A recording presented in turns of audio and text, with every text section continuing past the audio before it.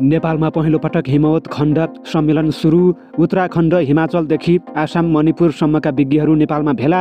प्रधानमन्त्री केपी शर्मा ओलीले नै गरे सिक्किम, दार्जिलिङ, बङ्गलादेश, उत्तराखण्ड र हिमाचलबाट आएका विज्ञहरूलाई स्वागत। भारतमा मचियो नयाँ तरङ्ग। आखिर हिमवत खण्डको वास्तविक क्षेत्रको म्याप कहाँदेखि कहाँसम्मको हो त? यसबारेको जानकारी। यस्ता सम्मेलनले नेपाली एकताको वातावरण र भावना बलियो बन्दै जाने पूर्व राष्ट्रपति भण्डारीको दाबी। युक्रेनी सेनालाई कुरुस्क क्षेत्रमा आत्मसमर्पण गर्न रुसी राष्ट्रपति भ्लादिमिर पुटिनको आग्रह। युक्रेनी सेनाको जीवन रक्षा गर्न पुटिनसँग ट्रम्पको आग्रह। आत्मसमर्पण नगरेमा युक्रेनी सेनाले ठूलो क्षति बेहोर्न सक्ने दिए गम्भीर चेतावनी। भुटान सहित 43 देशमाथि यात्रा प्रतिबन्ध लगाउने अमेरिकी राष्ट्रपति ट्रम्पको घोषणा। ग्रीन कार्डधारीलाई पनि देश निकाला गर्ने अमेरिकी उपराष्ट्रपतिको चेतावनी। नमस्कार। ग्रेटर नेपाल टिभीले तयार पारेको राष्ट्रिय तथा अन्तर्राष्ट्रिय समाचारहरूको सङ्गालो ग्रेटर न्युजबाट विवश बुढाथोकीको यहाँलाई हार्दिक स्वागत छ। तपाईँले हाम्रो समाचार कहाँबाट हेर्दै हुनुहुन्छ, कृपया यसबारेमा पनि हामीलाई जानकारी गराउन नभुल्नुहोला। अब समाचार विस्तारमा। हिमवत खण्ड सबैले सुनेको शब्द हो, सुने पनि यसबारेमा धेरैलाई गहिरो जानकारी छैन। नेपाल पनि यसमै पर्छ भन्ने सम्म थाहा भएका केही होलान्। त्यसबाहेक अरू कुन कुन ठाउँ हिमवत खण्डमा समेटिन्छ त्यसबारे धेरै अनभिज्ञ नै रहेका छन्। स्कन्द पुराणको महाश्वेर खण्डमा उल्लेख भएअनुसार नेपाल कुर्माञ्चल अर्थात् कुमाउँ, केदार अर्थात् गढवाल, काश्मीर र जलाधार हिमाचल प्रदेश हिमवत खण्डले समेटेका भूभाग हुन्। अनुसन्धानले नेपाललाई हिमवत खण्डको केन्द्रस्थल भएको देखाएको छ। राजधानी काठमाडौँमा चैत 1 देखि सुरु भएको 3 दिने हिमवत खण्ड कला, साहित्य र संस्कृति सम्मिलित 2081 को दोस्रो दिन प्राध्यापक डाक्टर माधव प्रसाद पोखरेलले स्कन्द पुराणको महाश्वेर खण्डलाई उद्धृत गर्दै यी 5 ठाउँ हिमवत खण्ड अन्तर्गत परेको स्पष्ट पारेका हुन्। हिमवत खण्डको गरिमा विषयक कार्यपत्र प्रस्तुत गर्दै उनले भने, वायु पुराणमा हिमवत खण्डको विस्तारबारे वर्णन गरिएको छ, जसमा पश्चिम हिमालय अर्थात् निषद पर्वत, मध्य हिमालय अर्थात् हिमवान अर्थात् हिमवत पर्वत, मध्यपूर्वी हिमालय अर्थात् हेमकुट अर्थात् कञ्चनजङ्घा पर्वत, पूर्वी हिमालय अर्थात् नील अर्थात् नीलाचल पर्वत र मेरु अर्थात् कैलाश पर्वत अर्थात् यसको स्थानीय नाम स्वेन्चाङ 7औं शताब्दी रहेको पाइन्छ। हिमवत खण्डको विद्वत सभामा बोल्दै प्राध्यापक डाक्टर चुडामणि बन्धुले नेपाली भाषा सुरुमा खस प्राकृत भएको बताए। उनले त्यसपछि क्रमशः अपभ्रंश हुँदै प्राचीन, मध्य र आधुनिक नेपाली हुँदै विकसित भएको तर्क गरे। 22 र 24 राज्यहरू हुँदा नेपाली भाषा फैलिएको थियो। जति बेला ती राज्यहरूमा त्यहीका सरकारी कामका भाषा प्रयोग हुन्थे, डाक्टर बन्धुले भने। त्यसपछि पृथ्वीनारायण शाहले टुक्रे राज्यहरूलाई एकीकरण गरी विशाल नेपाल बनाए। त्यससँगै नेपाली भाषाले आफ्नै स्वरूप लियो र काम गर्न थाल्यो। सुगौली सन्धि लगत्तै अङ्ग्रेजी भाषीसँग सम्पर्क र सम्बन्ध बढ्दा नेपाली भाषाले पनि फैलने अवसर पाएको उनको भनाइरहेको छ। बरु त्यसपछि ठाउँ अनुसारको प्रयोगका क्रममा स्थानीय भाषाले छुट्टै अस्तित्व बनाउन थालेको उनको तर्क रहेको छ। उनले भने, दैनिक जीवनमा प्रयोग हुने स्थानीय भाषिका जसले स्थानीय भेद जन्मिए र ती लोकबानी जीवन्त बन्न थाले र तिनको प्रयोग नै बढी हुन थाल्यो। जे भए पनि यस्ता भाषिकाको सम्मान गर्नुपर्छ, यसैले नेपाली भाषा बचाउँछ। हिमवत खण्डको गरिमा र गौरव विषयक उक्त विद्वत सभामा प्राध्यापक डाक्टर रमेश ढुङ्गेलले हिमवत खण्डको महिमा र गौरव विषयक उक्त विद्वत सभामा प्राध्यापक डाक्टर रमेश ढुङ्गेलले हिमवत खण्डको संस्कृति र विश्वव्यापी कारण विषयक कार्यपत्र प्रस्तुत गरे भने प्राध्यापक केशव सुवेदीले हिमवत खण्डको सांस्कृतिक वैशिष्ट्य र भाषा भेषराज अधिकारीले हिमवत खण्डको नेपाली खानपान संस्कृतिबारे कार्यपत्र प्रस्तुत गरेका थिए। अर्को सत्रमा नेपाल बाहिर नेपाली लोक संस्कृति सम्बन्धी प्राज्ञिक विमर्श भएको थियो, जसमा चीन, थाइल्यान्ड, भुटान, भारत, बङ्गलादेश र बर्माबाट कार्यपत्र प्रस्तुत गरिएको थियो।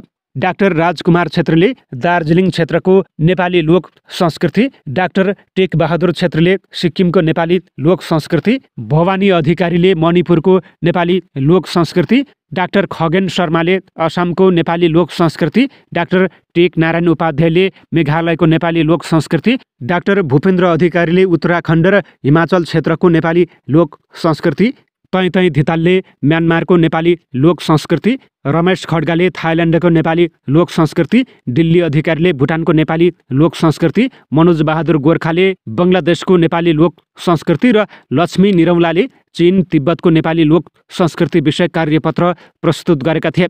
यसैबीच प्रधानमन्त्री केपी शर्मा ओलीले प्रधानमन्त्री निवास बालुवाटार कार्यक्रमको आयोजना गरी हिमवत खण्ड सम्मेलनका पाहुनालाई स्वागत गरेका थिए। मानव सभ्यतासम्मको इतिहासको भूभाग भएकाले यो भूखण्डको कला, साहित्य, संस्कृतिलाई समेटेर अन्तर्राष्ट्रिय स्तरको सम्मेलनको दोस्रो श्रृङ्खला आयोजना भएकोमा खुसी लागेको छ। उनले भने, मौलिक संस्कृति नै नेपालीको जग हो। हिमवत खण्डबाट ज्ञान, योग, गणित, दर्शन र सभ्यताको पारदुर्भाव भएको हो। यी सबै ज्ञान र हाम्रा मान्यताको गम्भीर खोज र अध्ययन एवं अनुभव आदान प्रदान गर्नु आजको आवश्यकता हो।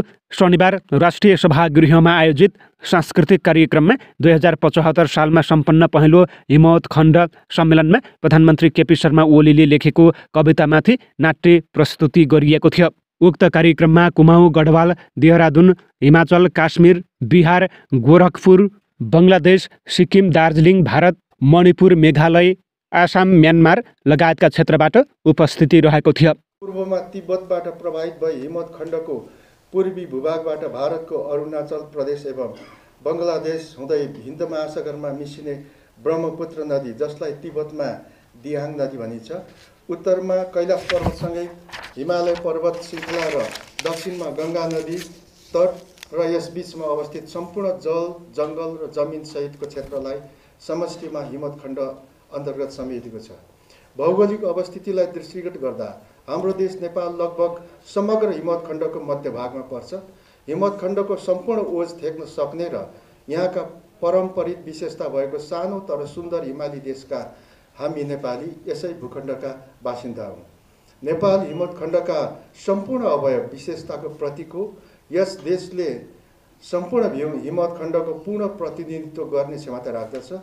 हामीले यस भूमिका भौगोलिक, सांस्कृतिक, ऐतिहासिक, आध्यात्मिक र प्राचीन महत्त्वबारे जान्नुपर्छ र यस धरामा उपस्थित भएका वैदिक सनातन धर्म, संस्कार, संस्कृति, ज्ञान, परम्परा, मूल्य, मान्यतासँग एकाकार भई तिनलाई युगानुकूल बनाउँदै लैजानुपर्छ। यद्यपि हाम्रो समाजमा समाज विकासका क्रममा कतिपय सङ्कीर्ण रूढिवादी परम्परा विकसित नभएका होइनन्। यस बारेमा विद्वानहरूबीच गहनतम छलफल हुनुपर्छ र समाजमा विकसित भइआएका त्यस्ता विकृतिहरूका विरुद्ध सङ्घर्ष गर्दै तिनलाई परिष्कृत गर्दै जानुपर्छ। यो आजको समयको माग हो। यस हिमवत खण्डमा प्रादुर्भाव भएका वैदिक वाङ्मयको परम्परा, सभ्यताको प्रकाश र संस्कार, संस्कृति नयाँ पुस्तामा हस्तान्तरण हुनु जरुरी छ। हिमवत खण्डमा अवस्थित हाम्रो गौरवपूर्ण परम्परा तथा यसको महत्त्व सबैले बुझ्न जरुरी छ र सबैलाई बुझाउन पनि जरुरी छ। र यस्तै महत्त्वपूर्ण आयोजनाहरूबाट हामीले हाम्रा पूर्वजहरू र उनीहरूले निर्माण गर्दै आएका मानवीय एवं सामाजिक मूल्यहरूलाई युगानुकूल व्याख्या गर्दै अघि बढाउन सक्छौँ।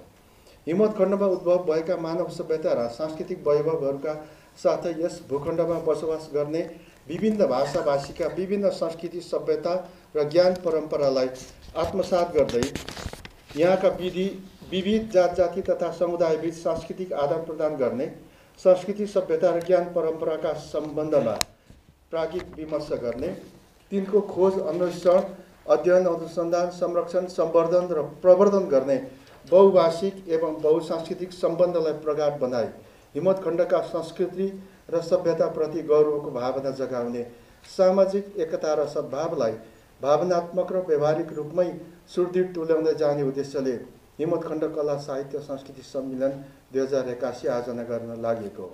हिमवत खण्ड र यस अन्तर्गत पर्ने नेपाललाई मानव सभ्यताको उद्गम र विश्व सभ्यताको आदि भूमि मानिएको हो।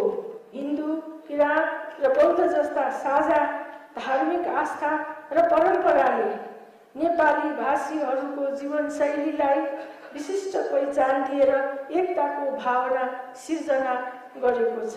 हिमवत खण्ड कला साहित्य प्रतिष्ठान सम्मेलन चाहिँ हामीले 2075 सालमा गरेका थियौँ।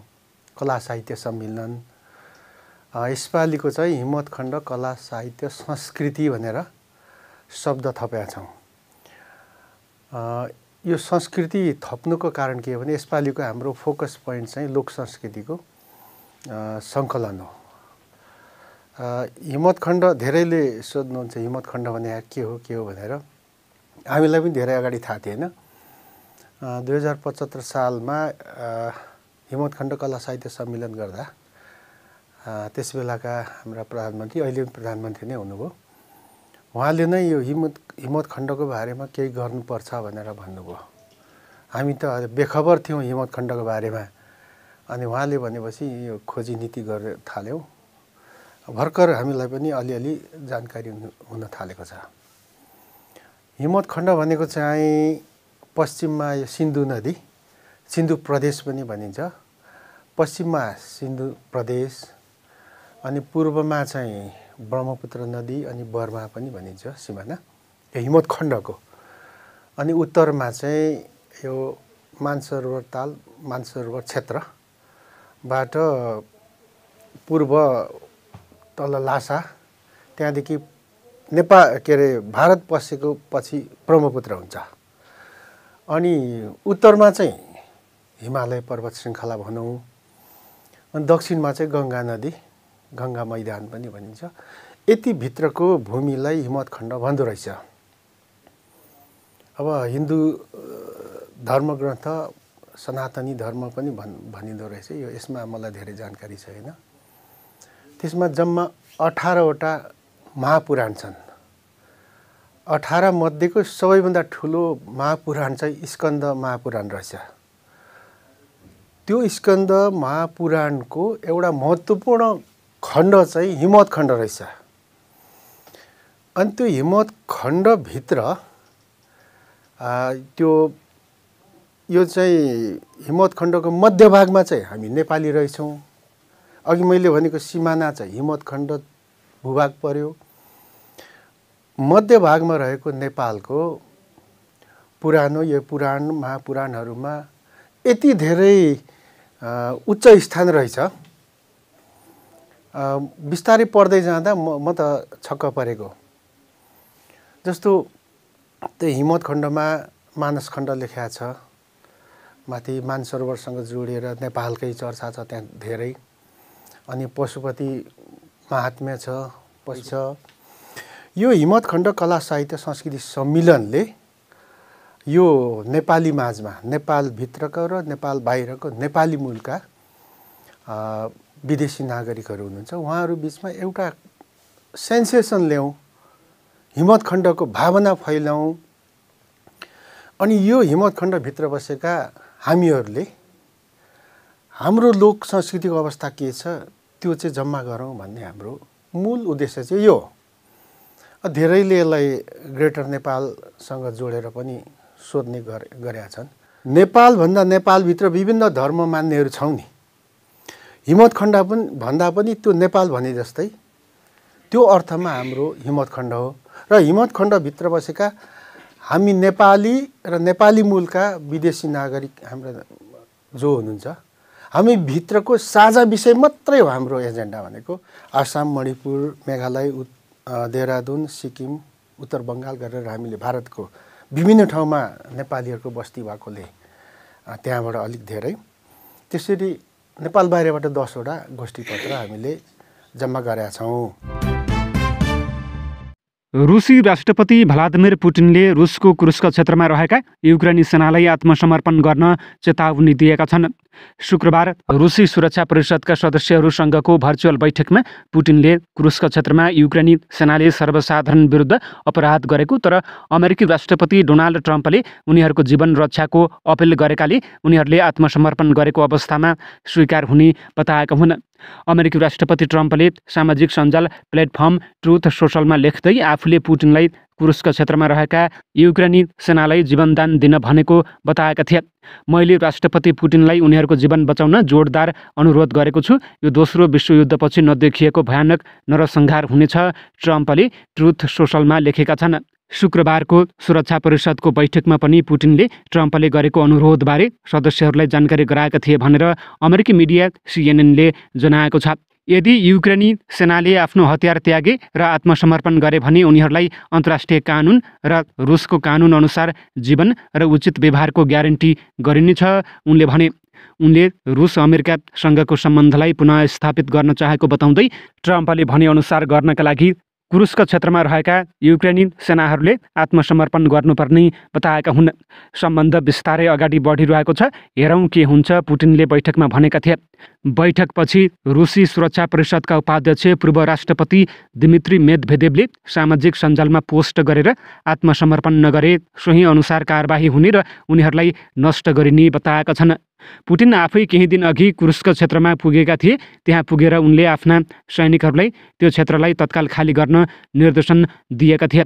क्रेमलिनका प्रवक्ता दिमित्री पेस्कोभले युक्रेनको नियन्त्रणमा रहेको कुरुस्क क्षेत्रका सबै भागहरू चाँडै मुक्त हुने बताएका हुन्। उहाँ पुटिनले यो काम सकेसम्म चाँडो गर्न आवश्यक रहेको भन्नुभएको छ। हाम्रो सेनाले नागरिकहरूको ज्यान बचाउँदै कुरुस्क क्षेत्र चाँडै नै मुक्त गर्नेछ भन्नेमा शङ्का छैन, उनले भने। अमेरिकी राष्ट्रपति डोनाल्ड ट्रम्पले 43 देशका नागरिकलाई अमेरिका यात्रामा प्रतिबन्ध लगाउने गरी नयाँ सूची तयार गरिरहेको तथ्य बाहिरिएको छ। अमेरिकाको द न्युयोर्क टाइम्सले प्रकाशित गरेको एक समाचार अनुसार भुटान लगायत 11 देशका नागरिकमाथि पूर्ण प्रतिबन्ध लगाइने उल्लेख रहेको छ। यो सूचीमा Afghanistan, Bhutan, Cuba, Iran, Libya, North Korea, Somalia, Sudan, Syria, Venezuela र यमन रहेका छन्। यसैगरी भिजा दिन कडाई गरिने मुलुकहरूको सूचीमा Belarus, Eritrea, Haiti, Laos, Myanmar, Pakistan, रुस, सिरिया, लाओन, दक्षिण सुडान र तुर्कमेनिस्तान रहेका छन्। यस्तै 60 दिनभित्र अमेरिकी चासो सम्बोधन नगरे प्रतिबन्धको सूचीमा पर्न सक्ने मुलुकहरूमा Angola, Antigua, Barbuda, Burkina Faso, Cambodia, Cameroon, Cape डड, Chad, Republic of Congo, Democratic Republic of Congo रहेका छन्। यसैगरी यो सूचीमा Dominica, Equatorial Guinea, Gambia, Liberia, Malawi, Mali, मौरिसिया, Saint Kitts and Nevis, Saint Lucia, Sao Tome and Vanuatu र जिम्बाब्वेलाई पनि 60 दिनभित्र चासो सम्बोधन नगरे यात्रा प्रतिबन्ध लगाइने सूचीमा राखिएको छ। टाइम्सले ट्रम्प प्रशासनको एक अधिकारलाई उद्धृत गर्दै प्रस्तावित सूचीमा संशोधन हुन सक्ने उल्लेख गरेको छ। शुक्रबार देखिएको एक प्रस्ताव अनुसार अमेरिकी समर्थनबारे प्रश्नहरू घुमिरहेका बेला युरोपेली सङ्घ EUले आफ्ना सदस्य राष्ट्रहरूलाई यो वर्ष युक्रेनलाई 40 अर्ब युरोसम्मको हतियार दिने प्रतिबद्धता जनाउन दबाब दिइरहेको छ। अमेरिकी राष्ट्रपति डोनाल्ड ट्रम्पले आफ्ना समकक्षी भलोदिमिर जेलेन्स्कीसँगको विवादपछि युक्रेनका लागि वासिङ्टनको सैन्य सहायता छोटो समयका लागि निलम्बन गरेर कियेभ र यसका युरोपेली समर्थकहरूमा तरङ्ग ल्याएका छन्। EUका विदेश मामिला प्रमुख काजा कल्लासको प्रस्तावले ब्लकमा रहेका देशहरूलाई रुस विरुद्ध सङ्घर्ष गरिरहेका कियेभका सेनाहरूको सबैभन्दा महत्त्वपूर्ण आवश्यकताहरू पुरा गर्न तीव्र र केन्द्रित बनाउन खोज्दछ। सहभागी राष्ट्रहरूलाई सन् 2025मा युक्रेनलाई कम्तीमा 20 अर्ब युरो अनुमानित मूल्यको र युक्रेनी आवश्यकताका आधारमा सम्भावित रूपमा 40 अर्ब युरोसम्म पुग्ने सैन्य समर्थन प्रदान गर्न प्रोत्साहित गरिन्छ, दस्तावेजमा भनिएको छ। प्रस्तावमा भनिएको छ देशहरूले आफ्नो आर्थिक भार अनुसार योगदान गर्नुपर्दछ र योजनाको एक हिस्सामा सन् 2025मा युक्रेनलाई 5 अर्ब युरो बराबरको 20 लाख तोपखानाहरू दिइनेछ। दस्तावेज अनुसार कुल रकमको 2 अर्ब युरोभन्दा कम रकम पनि रुसी फ्रिज गरिएको सम्पत्तिबाट नाफा उपयोग गर्ने र पहिले नै युक्रेनलाई प्रतिबद्ध युरोपेली कोषबाट आउनेछ। कूटनीतिज्ञहरूले यो योजनाले फ्रान्स, इटली र स्पेन जस्ता ठुला अर्थतन्त्रको विरोधको सामना गर्ने बताएका छन्। ती मुलुकलाई युक्रेनका लागि सहायतामा आफ्नो ओजन कम गरेको आरोप लगाइएको छ। उनीहरूले यो योजनाले EUमा रुसको निकटतम मित्र हङ्गेरीले सामेल हुन इच्छुक देशहरूका लागि मात्र योजना खोलेर अवरोध ल्याउन सक्ने बताएका छन्, तर छलफल जारी रहेको छ। अधिकारीहरूले यो योजना बेलायत र नर्वे जस्ता ब्लक बाहिरका देशहरूका लागि खोल्न सकिने बताएका छन्। सोमबार ब्रसल्समा हुने EU विदेश मन्त्रीहरूको बैठकमा हप्ताको अन्त्यमा नेताहरूद्वारा हुने शिखर सम्मेलन अघि प्रस्तावमा छलफल हुने अपेक्षा गरिएको छ। EUका नेताहरूले यो महिनाको सुरुमा भएको बैठकमा आयोजनामा थप कामका लागि आफ्नो प्रारम्भिक स्वीकृति दिएका थिए। ट्रम्पले रुसको आक्रमण अन्त्य गर्न कियेभलाई प्रतिकूल शान्ति सम्झौता स्वीकार गर्न बाध्य पार्न सक्ने डरले युरोपले युक्रेनका लागि आफ्नो समर्थन बढाउन खोजिरहेको छ। कियेभले 30 दिनको युद्ध विरामका लागि अमेरिकी प्रस्तावमा सहमति जनाएपछि वासिङटनले यो हप्ता युक्रेनलाई आफ्नो सहायता पुनः सुरु गरेको छ र किएभले 30 दिनको युद्ध विरामका लागि अमेरिकी प्रस्तावमा सहमति जनाएपछि वासिङटनले यो हप्ता युक्रेनलाई आफ्नो सहायता पुनः सुरु गरेको छ, तर मस्कोले अहिलेसम्म पहलका लागि हस्ताक्षर गर्न अस्वीकार गरेको छ। थकित युक्रेनी सेनाहरू हाल अग्रिम मोर्चामा पछि धकिलिँदैछन् र रुस गत वर्ष किएभले कब्जा गरेको कुर्स्क क्षेत्रलाई पुनः प्राप्त गर्न नजिक पुगेको छ। ग्रीन कार्ड धारीहरूलाई सधैँभरि अमेरिकामा बस्ने अधिकार नभएको उच्च अमेरिकी अधिकारीले बताएका छन्। अमेरिकी उपराष्ट्रपति जेडी भान्सले एक टिभी च्यानललाई दिएको अन्तर्वार्तामा यस्तो भनेका हुन्। ग्रीन कार्ड हुनुको अर्थ कुनै व्यक्तिलाई अमेरिकामा सधैँभरि बस्ने अधिकार मिल्छ भन्ने नभएको उनको भनाइरहेको थियो। सरकारलाई ग्रीन कार्ड धारकहरूलाई देशबाट निकाला गर्ने अधिकार भएको उनले बताएका थिए। ग्रीन कार्डलाई कानुनी रूपमा स्थायी बासिन्दा कार्ड भनेर चिनिन्छ। यसले विदेशीहरूलाई अमेरिकामा स्थायी रूपमा बस्न र काम गर्ने अधिकार पनि दिन्छ। शर्त एउटै हो कि ऊ अध्यागमन कानुन उल्लङ्घन गर्ने अपराधमा संलग्न हुनुहुन्न। न्युयोर्क पोस्टले रिपोर्ट गरेको छ कि भान्सको भनाइले ग्रीन कार्ड धारकहरूमा आफूहरूलाई अचानक देश निकाला गर्ने पो हो कि भनेर चिन्ता बढाउने देखिएको छ। धेरै वर्षदेखि अमेरिकामा बसोबास गर्दै आएका र कानुनी प्रक्रियाहरू पुरा गरेका आप्रवासीहरूमा राजनीतिक निर्णयहरूले उनीहरूको स्थायी बसोबासलाई असर गर्न सक्छ भन्ने डर उत्पन्न हुने खतरा रहेको छ। अमेरिकी राष्ट्रपति चुनाव अघि डोनाल्ड ट्रम्पले आफूले राष्ट्रपतिको कार्यभार सम्हालेको 24 घण्टाभित्रै रुस युक्रेन युद्ध समाधान गर्छु भनेर भनेका थिए। तर अहिले आएर उनले आफ्नो उक्त अभिव्यक्तिप्रति स्पष्टीकरण दिएका छन्। म त्यतिबेला अलि व्यङ्ग्यात्मक भइरहेको थिएँ। ट्रम्पले टिभी कार्यक्रममा बोल्ने क्रममा भने, आफ्नो उक्त अभिव्यक्तिको अर्थ म यो समस्याको समाधान गर्न चाहन्छु र मलाई लाग्छ म सफल हुनेछु भन्ने भएको उनले बताएका छन्। चुनावी अभियानका क्रममा ट्रम्पले कयौँ पटक 24 घण्टाभित्रै रुस युक्रेन युद्ध समाप्त गर्नेछु भनेका थिए। ट्रम्पले युद्ध सल्टाउने अथक प्रयास गरिरहेको भए तापनि तत्कालै यो सल्टिने कुनै सङ्केत देखिएको छैन। कुराकानीका क्रममा ट्रम्पलाई पुटिन युद्ध अन्त्य गर्न सहमत भएनन् भने योजना के हुनेछ भनेर सोधिएको थियो।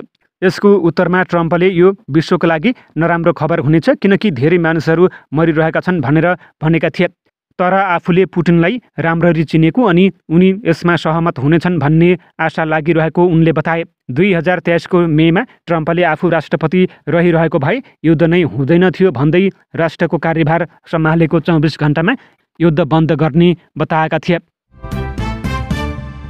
अवस्था यिनै खबरसँगै ग्रेटर नेपाल टिभीले तयार पारेको राष्ट्रिय तथा अन्तर्राष्ट्रिय समाचारहरूको सङ्गालो ग्रेटर न्युजको समय सकिएको छ। यतिन्जेलसम्म हेरेर साथ दिने तपाईँ सम्पूर्ण दर्शकवृन्दलाई धेरै धेरै धन्यवाद भन्दै प्रत्येक पलका ताजा अपडेटको साथमा हामी तपाईँकै माझमा रहने बाचा गर्दै अहिलेको खबरबाट विवश बुढाथोकीलाई पनि आज्ञा दिनुहोस्। नमस्कार।